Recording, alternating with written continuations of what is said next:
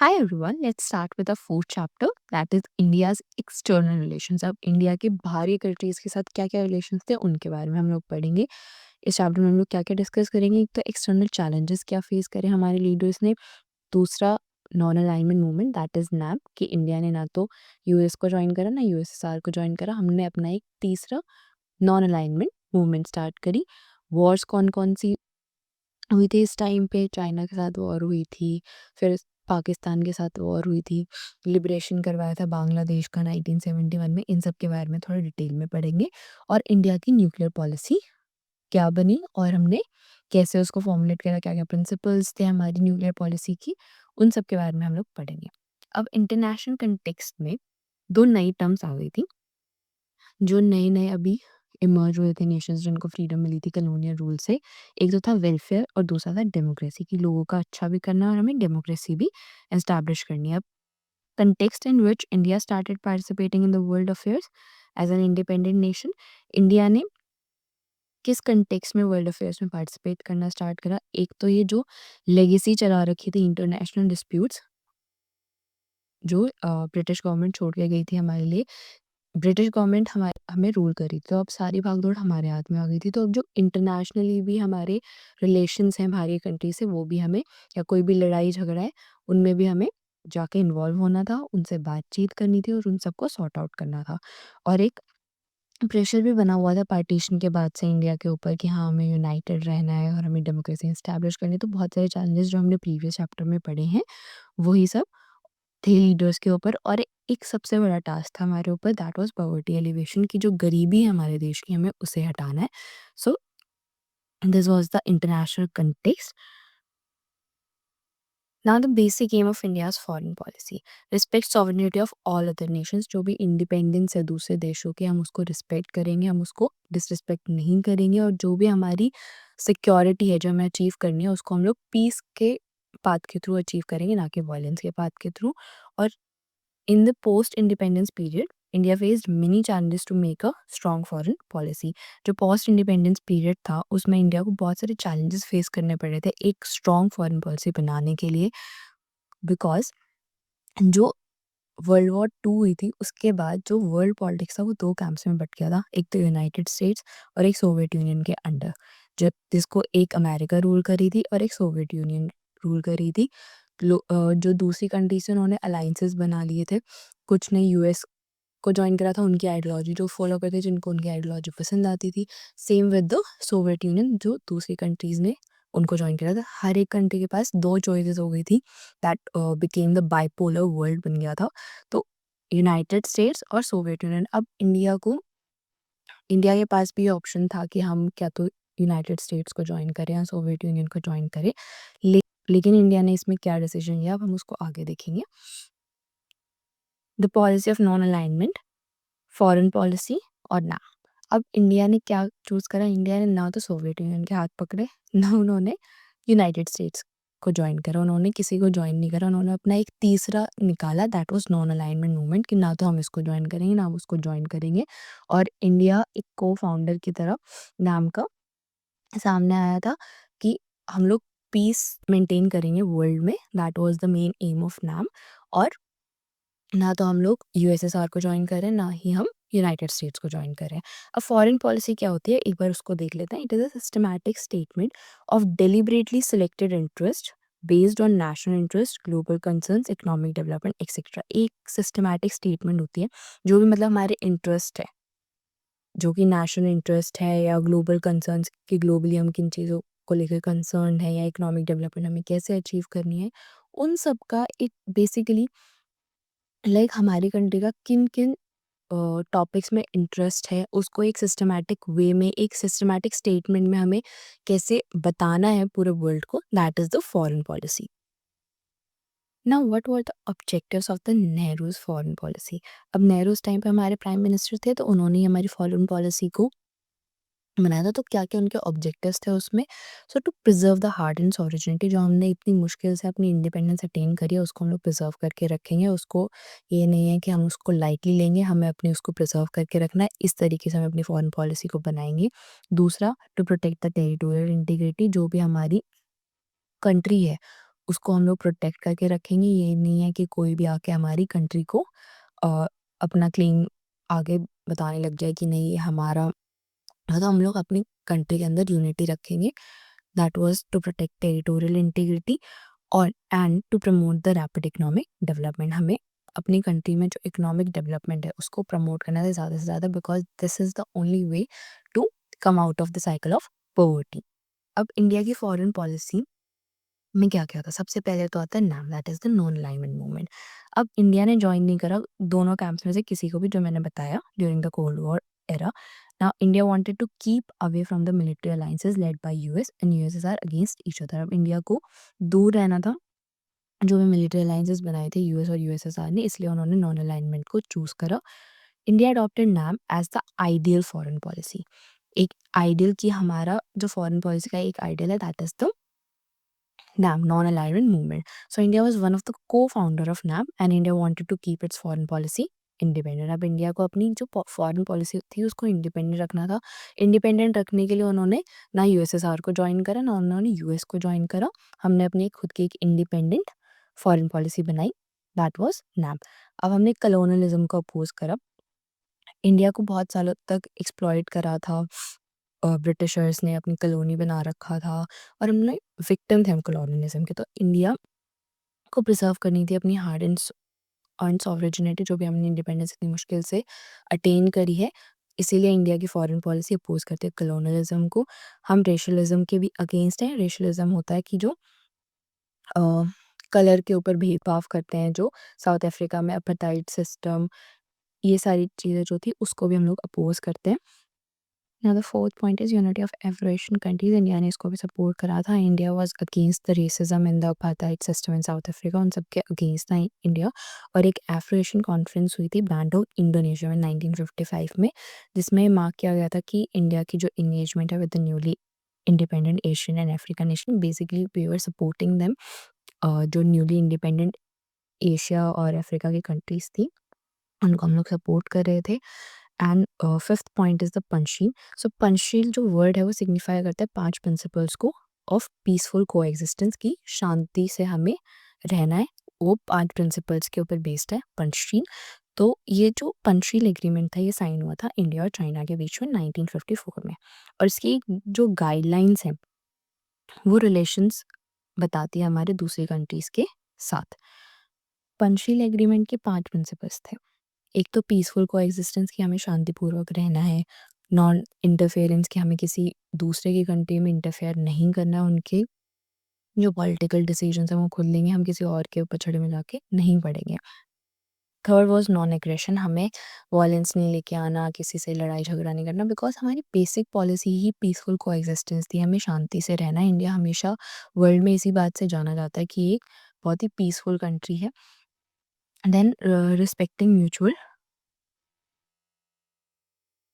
Territory, that is कि हमें जो सबकी टेरिटरी है उसको हम लोग म्यूचुअली एक्सेप्ट करेंगे कि हाँ ये हम आप पे हमारे बॉर्डर्स लग रहे हैं तो हम उसको मेंटेन करेंगे, रिस्पेक्ट रखेंगे। हाँ ये उस कंट्री का ही, हम जाके किसी और के उस पे हथियाएंगे नहीं, जैसे चाइना करता है और पाकिस्तान भी करता रहता है। एंड रिस्पेक्टिंग द सॉवरेनिटी, जो एक दूसरे की इंडिपेंडेंस है उसको भी हम लोग रिस्पेक्ट करेंगे। That was the Panchsheel agreement that was sign between India and China. और ये एक बेसिक गाइडलाइन प्रोवाइड करता है हमारे रिलेशन जो दूसरी कंट्रीज के साथ हैं वो। देन इंडिया के फॉरेन पॉलिसी में सपोर्ट करते हैं हम इंटरनेशनल ऑर्गेनाइजेशंस को। इंडिया का मानना ये है कि इंटरनेशनल ऑर्गेनाइजेशंस होनी चाहिए एक मतलब एक सपोर्ट और एक डिज़ायरेबल वो प्रोवाइड करते हैं, एक प्लेटफॉर्म प्रोवाइड करते हैं for changing the world. So India was in support of the international organisation. Then faith in disarmament. Faith in disarmament means disarmament basically means the reduction and the destruction of armaments, कि जो weapons बनी थी जब cold war era चल रहा था US और USSR के बीच में, तो वो अपनी अपनी एक पावरफुल वेपन्स बना रहे थे। यूएसएसआर उससे ज़्यादा पावरफुल वेपन बना रहा था, तो यूएसए और ज़्यादा पावरफुल वेपन बना रहा था। तो इंडिया इस चीज़ के अगेंस्ट था कि जो ये इतनी डिस्ट्रक्टिव वेपन्स बन रही हैं जो इतनी तबाही मचा सकती हैं, उनको रिड्यूस करो। और इन वेपन्स के भी अगेंस्ट था कि इनको हम यूज़ नहीं करें, because according to India and considers the race for armaments as a grave threat to the world peace. जैसे जैसे ये ऐसी वेपन्स बनेंगी तो उससे वर्ल्ड पीस अफेक्ट होगा ही होगा, उससे अशांति आएगी ही आएगी वर्ल्ड में। सो इंडिया हैज़ दस pleaded for डिसआर्मामेंट with in and outside UN. India ने प्लीड किया यूएन में, यूएन के बाहर भी और यूएन के अंदर भी, यूनाइटेड नेशन जो ऑर्गेनाइजेशंस हैं, कि जो ये वेपन्स बन रही हैं इतने मास डिस्ट्रक्शन की, उनको रिड्यूस करो और जो डिस्ट्रक्शन है आर्मामेंट से जो होता है उसको हटाओ। Then respect for human rights. On December 10, 1948, UN adopted Universal Declaration of Human Rights. India has full regard for the human rights. Almost all the important human rights have been included in the fundamental rights and the directive principles of state policy. अब हम लोग, India जो है वो human rights को respect करता है। 10 दिसंबर को यूएन ने अडॉप्ट करा था universal declaration of human rights, और इंडिया तो इतना सपोर्ट करता है ह्यूमन राइट्स को कि एक डिटेल्ड और एक इम्पॉर्टेंस दे रखी है ह्यूमन राइट्स को हमने अपने फंडामेंटल राइट्स में भी और directive principles of state policy में भी। Then these are the 5 principles of Panchsheel Agreement that we have already discussed. Now the determinants और the factors of foreign policy, कि हमारी foreign policy peaceful coexistence पे क्यों बिलीव करती है, इसका बेसिस क्या है, क्या क्या फैक्टर्स हैं जिनकी वजह से हमारी foreign policy ऐसी है। तो सबसे पहले जोग्राफिकल फैक्टर्स हैं। अब इंडिया जो है वो ऑलमोस्ट चारों तरफ से दूसरी कंट्री से घिरा हुआ है, तो कोई भी आके अटैक कर सकता है या फिर कोई भी आके हमारी उस पे टेरिटरी पे अपना क्लेम जमा लेता है, जैसे कि चाइना को ही देख लो या पाकिस्तान को देख लो। जो जोग्राफिकल फैक्टर्स हैं उसमें ये है कि हम लोग, हमारी कंट्री ऑलमोस्ट चारों तरफ से अलग अलग कंट्री से घिरी हुई है, तो हमें दूसरी कंट्री से रिलेशंस अच्छे बनाने पड़ते हैं ताकि बाद में हमें कोई फ्यूचर में प्रॉब्लम ना हो। दूसरा, हिस्टोरिकल बैकग्राउंड। जो इंडिया है वो 200 साल तक ऑलमोस्ट ब्रिटिश के रूल के अंडर था, and was a colony of Britishers. तो इंडिया के बहुत अच्छे रिलेशंस हैं ग्रेट ब्रिटेन से, अगर दूसरे नेशन से हम लोग कंपेयर करें तो जो इंडिया ने एक्सप्लॉइटेशन सही, जो स्लेवरी सही, वो उसकी वजह से हम लोग बहुत ज़्यादा अपोज करते हैं कॉलोनलिज्म को और इम्पीरियलिज्म को। तो this was a historical background. फिर इकोनॉमिक फैक्टर्स। अब इंडिया को अपनी साइंटिफिक और टेक्नोलॉजिकल डेवलपमेंट के लिए दूसरी कंट्रीज़ पे डिपेंड होना पड़ता है, क्योंकि हमारी जो टेक्नोलॉजी है वो इतनी पावरफुल नहीं है एज़ द डेवलप्ड कंट्रीज़, तो हमें बाहरी कंट्रीज़ से टेक्नोलॉजी लेनी पड़ती है, और टेक्नोलॉजी लेंगे तभी तो हम लोग ग्रो कर पाएँगे। सो इकोनॉमिक फैक्टर्स डिपेंड करते हैं। फिर पॉपुलेशन, पॉपुलेशन बहुत ज़्यादा है हमारी कंट्री की, अब तो नंबर 1 पे पहुँच गई है। अब ओवर पॉपुलेशन है तो फूड क्राइसिस भी हो सकते हैं, और जो ग्रोथ का रेट है वो बहुत कम है, मतलब जो हमारी ग्रो कर रही है हमारी कंट्री, वो बहुत स्लो रेट पे ग्रो कर रही है बिकॉज ऑफ पॉपुलेशन। तो इसकी वजह से हमें अच्छे रिलेशंस बना के रखने पड़ते हैं हमारी कंट्री से, कि अगर कभी भगवान ना करे कि ऐसी कोई सिचुएशन आ जाए कि फूड क्राइसिस हो जाए हमारी कंट्री में, तो हमें कहीं और से हेल्प मिल सके। सो इसलिए हम लोग पीसफुल कोएग्जिस्टेंस और रिलेशंस को इतना महत्व देते हैं। Then the natural resources. Natural resources भी बहुत सारे हैं इंडिया में, लेकिन बहुत सारी चीज़ें ऐसी हैं कि नेचुरल रिसोर्सेज हैं, अबंडेंस में है, लेकिन उनको टेक्नोलॉजी जो है वो हमें बाहर से चाहिए होती है, या फिर जो चीज़ें हमारे पास हैं वो इतनी अच्छी क्वालिटी की नहीं है, तो हमें बाहर की टेक्नोलॉजीज़ या कहीं और से इम्पोर्ट करना पड़ता है। तो दीज़ आर द फैक्टर्स। फिर जो टेक्नोलॉजी, जो मैंने ऑलरेडी बता दिया है दैट ये एक मैंडेटरी फैक्टर है इकोनॉमिक डेवलपमेंट के लिए, कि इकोनॉमिक डेवलपमेंट तो टेक्नोलॉजीज़ के बिना हो ही नहीं सकती है। तो हमें डिपेंड होना पड़ता है फॉरेन कंट्रीज़ के ऊपर एक असिस्टेंस के लिए फॉर द डेवलपमेंट। फिर जो नेशनल इंटरेस्ट है, अब हमारा नेशनल इंटरेस्ट बेसिकली, हमने नैम को एक्सेप्ट करा था, नैम इस्टेब्लिश करा था, वर्ल्ड पीस इस्टेब्लिश करा था, एंड जो इंडिया था, इंडिया ने प्रेफर करा था कि हम लोग मेंबर बन के रहेंगे कॉमनवेल्थ नेशंस का, ताकि हमें एक एडवांटेज मिल सके, एक सेफ्टी हो हमारी इंडिया की sea boundary. So that was the national interest. Then the impact of ideologies. अब जो दूसरी कंट्रीज हैं, नो इम्पैक्ट ऑफ आइडियोलॉजीज, हम लोग पीसफुल कोएग्जिस्टेंस को प्रेफर करते हैं। जो कांग्रेस है उसने हमेशा मतलब कांग्रेस ने ही रूल करा था हमें स्टार्टिंग में ही कई साल तक, तो इसीलिए उन्होंने हमेशा वर्ल्ड पीस को फेवर करा है, और हमने कॉलोनियलिज्म को हमेशा अपोज करा है। Then the ninth factor is the national struggle. अब हम लोग इतनी स्ट्रगल करके और इतनी मुश्किल से हमने अपनी इंडिपेंडेंस अटेन करी है, तो वो भी एक फैक्टर है जो हमें इनकरेज करता है towards the peaceful coexistence, and जिसकी वजह से हम लोग अपोज करते हैं कलोनलिज्म को, कलर डिस्क्रिमिनेशन को। Let's study about the Indian China relations. अब इंडिया और चाइना के रिलेशंस कैसे थे? ये बहुत ही फ्रेंडली नोट पे स्टार्ट हुआ था इंडिया और चाइना के relations. And after the Chinese evolution, जो चाइनीज़ एवोल्यूशन हुई 1949 में, तो इंडिया ही एक लौती कंट्री थी जो सबसे पहले जिसने रिकॉग्नाइज करा कम्युनिस्ट गवर्नमेंट को, माना कि हाँ कम्युनिस्ट गवर्नमेंट भी गवर्नमेंट है, उनको मतलब एक इज्जत दी। और नेहरू ने सपोर्ट करा था चाइना को इंटरनेशनल फोरम में। बट जो नेहरू के कलीग्स थे जैसे कि वल्लभ भाई पटेल और जो दूसरे कलीग्स थे, उनको इस बात की चिंता थी कि ऐसा हो सकता है कि चाइनीज़ हमारे साथ बाद में धोखेबाजी करते हैं फ्यूचर में। और बहुत टाइम तक चाइनी जो बॉर्डर्स थे they were guarded by paramilitary forces, exactly army उनको गार्ड नहीं करती थी। तो जो रिलेशन थे वो बहुत अच्छे थे इंडिया और चाइना के। हिंदी चीनी भाई भाई जैसे फ्रेजेस फेमस थे उस टाइम पे। तो एक बहुत ही फ्रेंडली नोट पे इंडिया और चाइना के रिलेशंस स्टार्ट हुए थे। फिर इंडिपेंडेंस के बाद नेहरू और जोई एनलाइन जो आगे प्रेसिडेंट थे, उन्होंने साइन करा था डॉक्यूमेंट पंचशील इन 1954, जिसके बारे में मैंने बताया। That was based on peaceful coexistence, जिसमें 5 प्रिंसिपल्स थे। That was mutual equality, non interference, non aggression, mutual respect, peaceful coexistence. अब जो इंडिया और जो चाइनीज़ लीडर्स थे वो इतने मतलब अ, घुल-मिल रहे थे कि दोनों एक दूसरे की कंट्रीज़ को जाके विज़िट करते थे। वहाँ के लोग उन्हें बहुत अच्छे से ग्रीट करते थे, तो रिलेशंस बहुत अच्छे थे इंडिया चाइना के। लेकिन जो बॉर्डर डिस्प्यूट्स थे इंडिया और चाइना के बीच में वो स्टार्ट अब इंडिया और चाइना के बीच में डिस्प्यूट्स कब स्टार्ट हुए? जब चाइना ने तिब्बत को एनेक्स कर लिया था, यानी कि तिब्बत पे कब्जा कर लिया था चाइना ने 1950 में। तब हिस्टोरिकल बफर था दोनों कंट्रीज का कि हाँ दोनों बहुत अच्छे से रहते थे, वो उस पे दरार आ गई थी। और इनिशियली जो गवर्नमेंट थी इंडिया की, उन्होंने ज़्यादा ओपनली अपोज नहीं करा था। मतलब दे वर नॉट सो क्लियर कि हाँ उन्होंने क्या करा, कि उन्हें अटैक करना चाहिए या नहीं करना चाहिए। लेकिन जब इंडिया को ये पता चला कि जो तिब्बतन कल्चर है उसको भी वो लोग सप्रेस कर रहे हैं, तो इंडियन गवर्नमेंट बहुत ही अनईज़ी हो गई और उन्होंने उसके बाद चाइना को अपोज़ करा।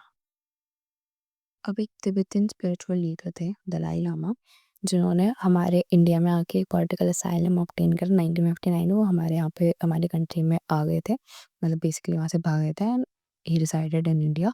और चाइना ने ये बोला कि जो इंडियन गवर्नमेंट है वो अलाउ करिए China anti China activities to take place from within India. मतलब हमारे खिलाफ, चाइना के खिलाफ इंडिया में ऐसी एक्टिविटीज़ हो रही हैं, एंटी चाइना एक्टिविटीज़ हो रही हैं जो बाद में हमें हार्म कर सकते हैं। तो ये उन्होंने इल्ज़ाम लगाया इंडियन गवर्नमेंट पे कि इंडियन गवर्नमेंट इन सारी चीज़ों को अलाउ कर रही है। फिर चाइना ने बोला, उन्होंने 2 एरियाज़ जो थे हमारे इंडियन टेरिटरी पे, उन पे अपना क्लेम, अपना हक जताना शुरू कर दिया कि जो अक्साई चीन का एरिया है लद्दाख में और जिनमें और जम्मू कश्मीर में, वो हमारा है। और बहुत सारा एरिया जो अरुणाचल प्रदेश है, जिसको NEF north eastern frontier agency बोलते हैं, वो भी हमारा है। तो इन दोनों एरियाज़ पे चाइना ने अपना क्लेम और अपना हक जताना शुरू कर दिया कि ये तो हमारा ही, तुम्हारा नहीं है। इंडिया के साथ ऐसे कॉन्फ्लिक्ट स्टार्ट हुए थे चाइना के। फिर चाइना ने एक स्विफ्ट और मैसिव इन्वेजन करी अक्टूबर 1962 में ऑन बोथ डिस्प्यूटेड रीजन्स। दोनों एरियाज जिन पे वो क्लेम करे थे वहाँ पे वो लोग चुपचाप आए और अक्टूबर 1962 में उन्होंने अटैक कर दिया हमारे ऊपर और अपना हक जमाने लग गए। पहले अटैक जो हुआ था वो 1 वीक तक चला था और जो चाइनीज़ फोर्सेस थे उन्होंने कुछ एरियाज़ जो थे अरुणाचल प्रदेश के, उनको कैप्चर कर लिया था। फिर जब दूसरा अटैक हुआ दूसरे मंथ में, नेक्स्ट मंथ में, तो जो इंडियन फोर्सेस थे they could block the Chinese advances on western front in Ladakh. उन्होंने ब्लॉक कर दिया था जो चाइना के लोग आ रहे थे वेस्टर्न फ्रंट में लद्दाख में। In east Chinese managed to advance nearly to entry point of Assam plain. जो ईस्ट चाइनीज़ थे, ईस्ट अब ईस्ट में क्या हुआ था, जो चाइनीज़ थे उन्होंने इतना मैनेज कर लिया था कि वो एंट्री पॉइंट पे पहुंच गए थे असम प्लेन्स में। लेकिन finally China was declared but finally China was declared unilateral ceasefire and its troops withdrew to where they were before invasion began. मतलब वो लोग अंदर घुसे नहीं, उन्होंने पहले ही हार मान ली क्योंकि इंडियन आर्मी ने उन्हें सप्रेस कर दिया था। तो वो आगे हमारे इंडिया में यहाँ पे आके कब्जा नहीं कर पाए। अब इंडिया और पाकिस्तान के रिलेशंस बढ़ते हैं। ऑलरेडी हमारे रिश्तों में तो खटास थी पार्टीशन की वजह से, तो जो कॉन्फ्लिक्ट था वो पार्टीशन के थोड़े दिनों के बाद ही स्टार्ट हो गया था कश्मीर को लेकर। फिर 1965 में वॉर भी हुई थी। अगस्त सितंबर 1965 में पाकिस्तान ने अटैक कर दिया था जम्मू कश्मीर में। फिर अप्रैल 1965 में पाकिस्तान ने लॉन्च करे armed attacks in run of Kutch area of Gujarat. उन्होंने अटैक करना स्टार्ट किया था, तो गुजरात में भी अटैक करा था 1965 में, और जम्मू एंड कश्मीर में भी उन्होंने अटैक कर दिया था। बट जो पाकिस्तानी रूलर्स थे, they hope to get support from the local population of Jammu and Kashmir. जो पाकिस्तान के लोग थे उनको लग रहा था कि जम्मू एंड कश्मीर के लोग उनको सपोर्ट करें, बट ऐसा तो कुछ हुआ नहीं। तो थोड़ा प्रेशर को ईज़ करने के लिए कश्मीर फ्रंट पे शास्त्री ने ऑर्डर करा कि जितने भी ट्रूप्स हैं उन लोग पंजाब बॉर्डर पे लेकर जाओ और वहाँ से अटैक करना स्टार्ट करो, क्योंकि पंजाब बॉर्डर पे वो लोग थे नहीं। अब वो लोग जम्मू एंड कश्मीर के बॉर्डर पे उन्होंने सारी अपनी फोर्स लगा दी थी, पंजाब बॉर्डर पे कोई था नहीं, तो पंजाब बॉर्डर पे शास्त्री ने वहाँ से अटैक करवाना स्टार्ट कर दिया इंडियन आर्मी को बोलकर। तो in a freeze battle Indian army reached close to Lahore, और उस बैटल में इतना मतलब इंडियन आर्मी ने इतना कवर कर लिया था कि ऑलमोस्ट वो लाहौर तक पहुँच गए थे। लेकिन बाद में जब यूएन ने इंटरवीन करा, तो जो ये अटैक्स थे, जो ये वॉर थी, वो रुक गई थी, और लाल बहादुर शास्त्री और जनरल अयूब खान ने तशकंद एग्रीमेंट साइन करा था। इस वॉर में पाकिस्तानी की जो मिलिट्री थी उनका भी बहुत लॉस हो गया था, बहुत लोग मर गए थे उनके। लेकिन इसमें हमारे जो ऑलरेडी डिफ़िकल्ट सिचुएशन चल रही थी, इकोनॉमिक सिचुएशन चल रही थी, फूड क्राइसिस चल रहे थे उसमें, उस टाइम पे इंडिया में, और अच्छी कंडीशन नहीं चल रही थी, तो उस पे और ऐड ऑन हो गया हमारे ऊपर, और प्रेशर बन गया। अब ये तो हो गई वॉर की बात। अब कुछ एरियाज़ थे जहाँ पे हमने कोऑपरेट भी करा था इंडिया और पाकिस्तान ने। एक तो दोनों गवर्नमेंट्स ने साथ में काम करा था, जो भी उस टाइम पे जब पार्टीशन हुआ था, जो भी वुमेन्स किडनैप हुई थी, उनको वापस उनकी ओरिजिनल फैमिलीज़ तक पहुँचाने का काम करा। फिर जो बहुत टाइम से रिवर वाटर डिस्प्यूट्स चल रहे थे, वो रिज़ॉल्व हुए जब वर्ल्ड बैंक ने इंटरवीन करा। उसके बाद इंडिया और पाकिस्तान ने इंडस वाटर ट्रीटी भी साइन करी, जो कि नेहरू और जनरल अयूब खान ने 1960 में साइन कर दी थी। और इतने सारे अप्स एंड डाउन होने के बाद भी जो ये इंडस वाटर ट्रीटी थी, वो अच्छे से वर्क करी। अब बांग्लादेश की स्टोरी भी पढ़ लेते हैं। बांग्लादेश वॉर हुई थी 1971 में, हमने लिबरेट कराया था बांग्लादेश को। तो बांग्लादेश में सिचुएशन क्या थी 1970 में, पाकिस्तान ने एक बहुत ही बड़े इंटरनल क्राइसिस फेस करे थे। अब हमने पार्टीशन वाले चैप्टर में पढ़ा था कि जो पाकिस्तान था वो 2 पार्ट्स में डिवाइड हुआ था, एक ईस्ट पाकिस्तान, एक वेस्ट पाकिस्तान। वेस्ट पाकिस्तान जो आज प्रेज़ेंट टाइम में पाकिस्तान है, और ईस्ट पाकिस्तान वो पाकिस्तान है जो आज के टाइम पे बांग्लादेश है। तो जो कंट्री के पहले जनरल इलेक्शंस हुए उसमें एक स्प्लिट वर्डिक्ट आई, कोई भी एक लीडर इलेक्ट नहीं हुआ। वेस्ट पाकिस्तान में तो जुल्फ़िकर अली भुट्टो ने इलेक्शंस जीते, और जो ईस्ट पाकिस्तान था वहाँ पे शेख मुजिबुर रहमान जो कि अवामी लीग थे उन्होंने जीते थे। अब जो बंगाली पॉपुलेशन थी ईस्ट पाकिस्तान की, उन्होंने वोट करा था against the years of being treated as second class citizens by the rulers of west Pakistan. जो वेस्ट पाकिस्तान के लोग थे वो बंगाली पॉपुलेशन जो थी ईस्ट पाकिस्तान की, उनको बहुत टॉर्चर करते थे, उनको सेकंड क्लास ट्रीट कराया जाता था। मतलब वेस्ट पाकिस्तान को वो लोग प्रायोरिटाइज़ करते थे अपने पाकिस्तान में, जो आज प्रेज़ेंटली पाकिस्तान है। और जो ईस्ट पाकिस्तान में जो बंगाली पॉपुलेशन थी उनको as a second class treat किया जाता था, तो वो इनके रूल से बिल्कुल भी खुश नहीं थे, and they wanted to liberate themselves, और वो अपनी एक खुद की फेडरेशन डिमांड कर रहे थे। जो पाकिस्तानी रूलर्स थे उन्होंने मानने से इनकार कर दिया, हम नहीं मानते इन इलेक्शंस को, जो भी डेमोक्रेटिक वर्डिक्ट आई है, और ना ही वो लोग इनकी जो डिमांड थी कि हमें एक सेपरेट फेडरेशन चाहिए उसको भी मानने के लिए तैयार नहीं थे। तो इन्होंने क्या करा 1971 में, पाकिस्तानी जो आर्मी थे उन्होंने शेख मुजीबुर रहमान को ही अरेस्ट कर लिया, जो कि ईस्ट पाकिस्तान में लीडर था अवामी लीग का। और लोगों ने फिर प्रोटेस्ट करना स्टार्ट कर दिया कि हमें बांग्लादेश को आज़ाद करवाओ, और ये सारी चीज़ें स्टार्ट हुई। ऐसे कॉन्फ्लिक्ट आया था बांग्लादेश। अब ईस्ट पाकिस्तान के लोग तो चाहते थे कि उनको बांग्लादेश मिले, अपना खुद का एक देश मिले, वो सेपरेट होना चाहते थे वेस्ट पाकिस्तान से, क्योंकि वो उनकी जो तानाशाही थी उससे तंग आ चुके थे। तो इंडिया ने क्या-क्या रोल निभाया for the liberation of Bangladesh, Bangladesh को कैसे लिबरेट कराया। Now India had to bear the burden of 80 lakh refugees throughout 1971। 80 lakh refugee हमारी कंट्री में आ गए थे तब ये कॉन्फ्लिक्ट चल रहा था, क्राइसिस चल रहे थे पाकिस्तान में। सो इंडिया ने एक्सटेंड कर अपना मोरल और फाइनेंशियल सपोर्ट दिया बांग्लादेश को। पाकिस्तान ने हमारे ऊपर इल्ज़ाम भी लगाए कि इंडिया एक कॉन्स्पिरेसी वो कर रहा है, हमारे उसमें इन्वॉल्व और इंटरफेयर कर रहा है। फिर अ, उसी टाइम पे हेनरी किसिंगर जो कि एक एडवाइज़र थे to the US president Richard Nixon, उन्होंने एक सीक्रेटली विज़िट करा चाइना को, विज़िट टू चाइना, और पाकिस्तान में आए जुलाई 1971 में। अब इसी उसमें उन्हें क्या करना था, हमें पता चला कि यूएस, पाकिस्तान और जो चाइना है वो मिलकर इंडिया को डेंजर अटैक कर सकते हैं।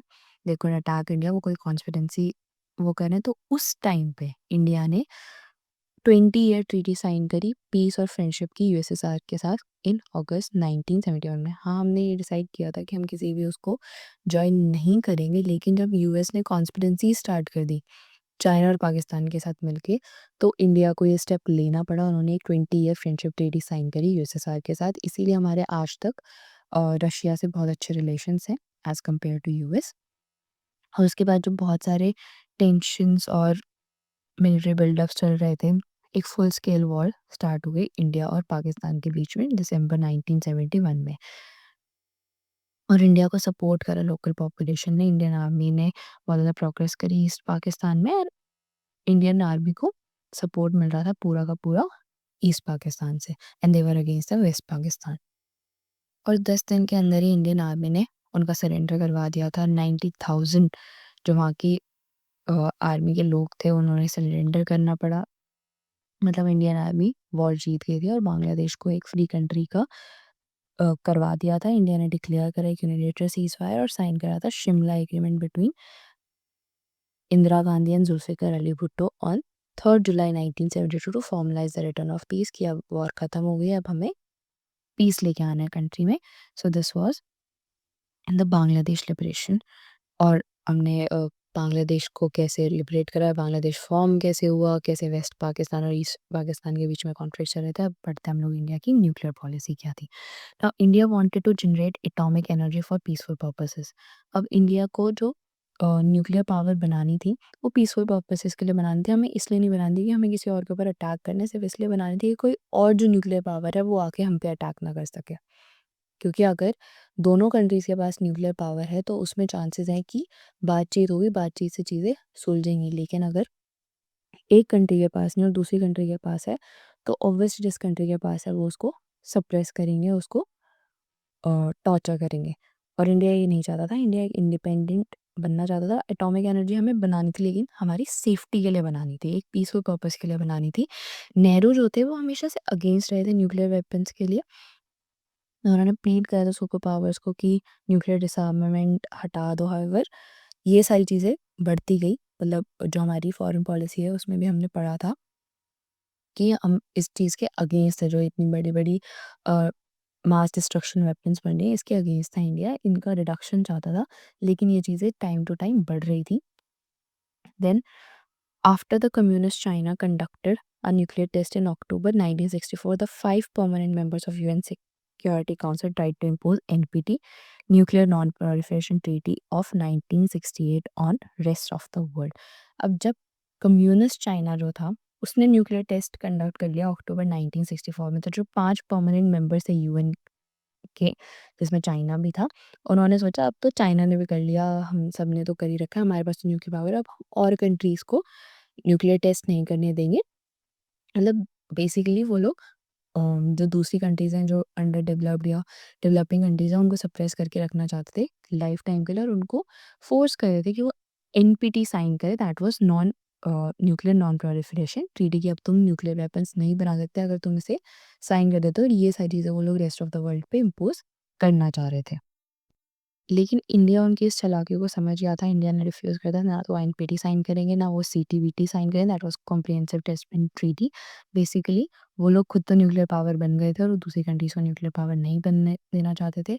इंडिया ने रीज़न्स दिए कि वो क्यों अपोज़ कर रहे हैं, बिकॉज़ जो उनकी ये एनपीटी और सीटीबीटी ट्रीटीज़ हैं वो डिस्क्रिमिनेटरी है नेचर में, क्योंकि उन लोगों ने तो अपनी बना ली और हमें बनाने ही नहीं दे रहे। सो दिस इज़ डिस्क्रिमिनेशन, ये भेदभाव है in favour of developed countries. ये डेवलप्ड कंट्रीज़ के फेवर में है ये ट्रीटीज़।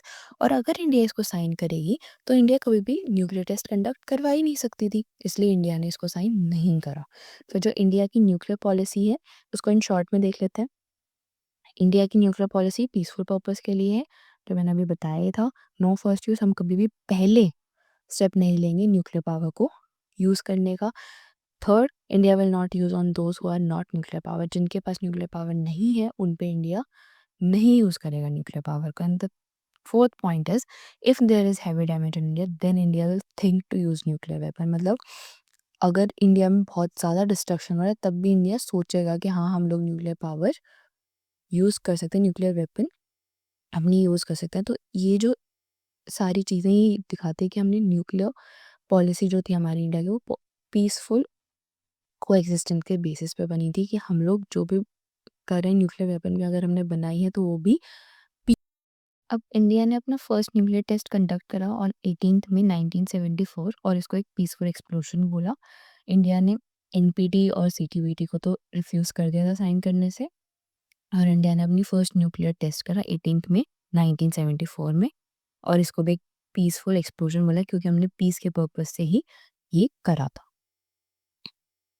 तो ये भी हमने पीसफुल कोएग्जिस्टेंस के लिए करा है और शांति बनाने के लिए करा है वर्ल्ड में, और अपनी कंट्री के एक सेफ्टी पर्पस के लिए करा है। सो हमारी न्यूक्लियर पॉलिसी के ये 4 फैक्टर्स थे।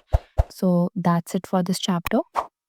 If you like the video, do like, share and comment and subscribe.